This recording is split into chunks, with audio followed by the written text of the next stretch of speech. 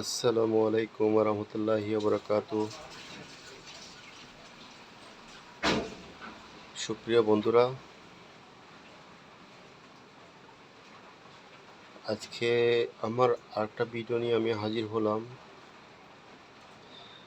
যেখানে আমি বাংলাদেশ বনাম জিম্বাবুয়ের প্রথম ওডিআই ম্যাচ সম্পর্কে কিছু কথা বলবো। কিন্তু তার আগে আমি ফিরে যেতে চাই বাংলাদেশ বনাম জিম্বাবুয়ের যে টেস্ট ম্যাচটি ছিল সেটাতে। তো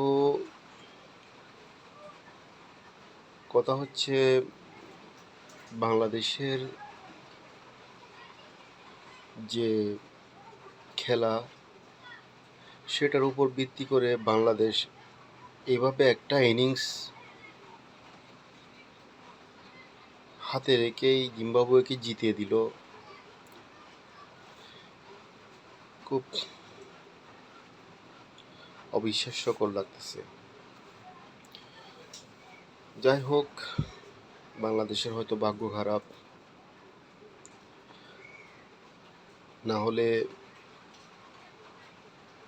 এভাবে টেস্ট ম্যাচ বাংলাদেশ জিম্বাবুয়ের কাছ থেকে হারা আশাব্যঞ্জক। তো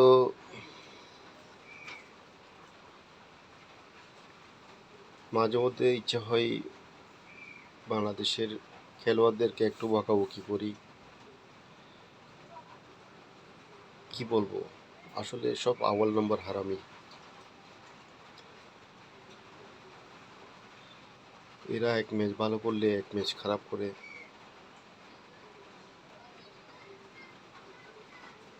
তো দোয়া করি আমাদের প্রথম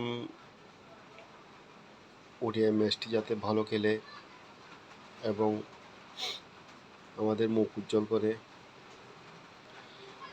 কেননা এর আগে জিম্বাবুয়ে বাংলাদেশের কাছে কখনো জিতেছে কিনা আমার তো মনে পড়ে না।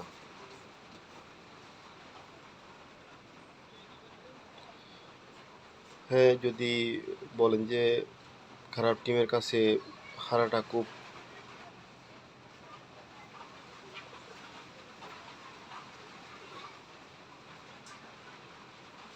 ভালো বিষয় না, তারপরও বলতে হয়। যেমন ইন্ডিয়া আয়ারল্যান্ডের কাছে কিভাবে হারলো, আয়ারল্যান্ড ইন্ডিয়াকে হোয়াইট ওয়াশ করলো। তো সেই হিসাব করলে বাংলাদেশ কিন্তু জিম্বাবুয়ের কাছে হেরে খুব একটা বাংলাদেশের ক্ষতি করেনি। তারপরেও জিতাটা আসলেই উচিত ছিল।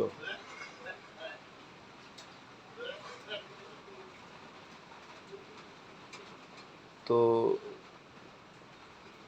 বাংলাদেশের জন্য শুভকামনা রইল।